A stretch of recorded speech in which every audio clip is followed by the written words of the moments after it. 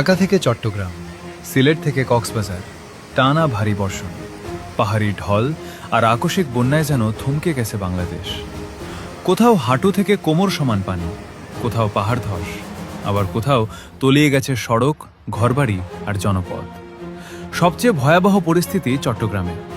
আবহাওয়া অধিদপ্তরের তথ্য অনুযায়ী সেখানে গত ৪৩ বছরের মধ্যে সর্বোচ্চ ৪১২ মিলিমিটার বৃষ্টিপাত রেকর্ড হয়েছে। এই রেকর্ড বৃষ্টিতে শুধু চট্টগ্রাম নয়, ঢাকা, সিলেট, কক্সবাজার, বান্দরবান, রাঙামাটি, খাগড়াছড়ি, মৌলভীবাজার ও হবিগঞ্জ সহ বিস্তীর্ণ এলাকা বন্যা ও জলাবদ্ধতায় বিপর্যস্ত হয়ে পড়েছে। সরকারি হিসাব অনুযায়ী এখন পর্যন্ত অন্তত ৪৪ জনের মৃত্যু হয়েছে। ক্ষতিগ্রস্ত হয়েছেন ১০ লাখেরও বেশি মানুষ। প্রায় ২,৬৮,০০০ পরিবার পানিবন্দী হয়ে পড়েছে এবং ৪৪,০০০-এর বেশি মানুষ আশ্রয় নিয়েছেন নিরাপদ আশ্রয় কেন্দ্রে। উদ্ধার ও ত্রাণ কার্যক্রম চললেও বিচ্ছিন্ন সড়ক, ভেঙে যাওয়া সেতু এবং পাহাড় ধসের কারণে অনেক এলাকায় পৌঁছানো এখনও কঠিন হয়ে পড়েছে।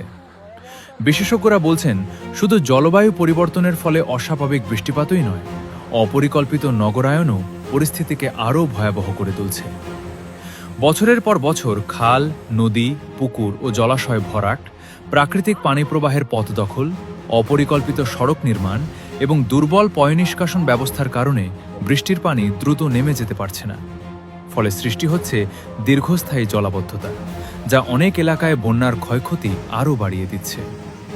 প্রকৃতি যেন আবারও একটি স্পষ্ট বার্তা দিয়েছে, উন্নয়ন হতে হবে প্রকৃতির সঙ্গে, প্রকৃতির বিরুদ্ধে নয়।